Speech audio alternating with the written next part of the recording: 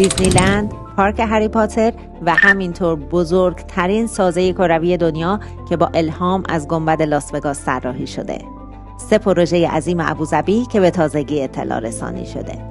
اما چیزی که خیلی ازش اطلاع ندارن اینه که ابوظبی ساخت و ساز رو از خیلی پیشتر از اینها آغاز کرده. جزیره یاس ابوظبی که در نوع خودش کم نظیره و بیشترین بازدید کننده رو در سال گذشته به خودش اختصاص داده، امکاناتی مثل پارک وارنر برادرز، سی ورلد و فراری ورلد و همینطور میزبانی هر ساله مسابقات فرمولا 1 رو از آن خودش کرده. در حال حاضر اطلاع رسانی اولین پارک دیزنی خاورمیانه که انتظار میره تا اوایل سال 2030 به بهره برداری برسه، تونسته توجه ها رو به سمت ابوظبی بیشتر معطوف بکنه.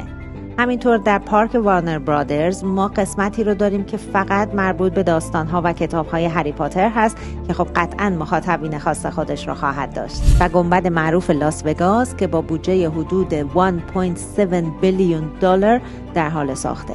یکی از بزرگترین عجایب دنیا با اسکرین هایی با کیفیت فوق‌العاده و همینطور گنجایش حدود 20,000 نفر در آن واحد. در کنار جذابیت های جزیره یاس، جزیره رمهان رو داریم که شما چشم بسته هر ملکی رو در این جزیره خریداری بکنید برنده اید. تمام ویلاهای این جزیره در کنار ساحل شنی دریا قرار گرفتن و تراکم جمعیت در این جزیره بسیار کمه. سازنده این جزیره محمد العبار همون سازنده برج خلیفه و دبی ماله. جزیره الهدیریات رو داریم که با الهام از بورلی هیلز خیلی بهتر از اون ساخته شده و تمام ویلاهای این جزیره یا ویو زمین گلف رو دارن و یا در دامنه تپه‌هایی به ارتفاع 60 متر ساخته میشن. تمام ویلاها ویو جنگل، ویو دریا و ویو زمین گلف رو میگیرن. در واقع کشور امارات برای آینده آماده نمیشه. اینجا خودش داره آینده رو میسازه و الان بهترین زمان برای ورود به مارکت ابوظبیه.